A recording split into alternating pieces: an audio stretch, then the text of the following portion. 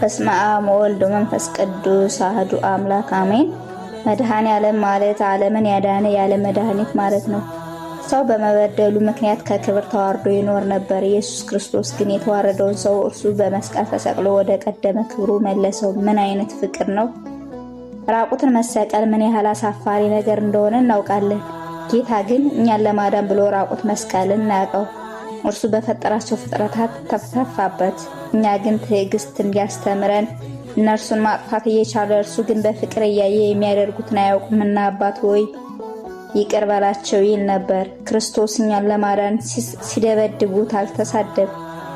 ክርስቶስ እኛን ለማዳን ሲሰድቡት አልተሳደበም፣ ሲንቁት አልናቃቸውም።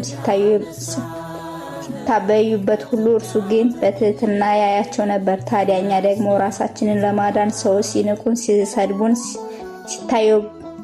ሲታበዩብን በፍቅር በዝምታ ማለፍ ይጠበቅብናል። ይህን ካደረግን የክርስቶስ ደቀ መዝሙር ተብለን እንጠራለን።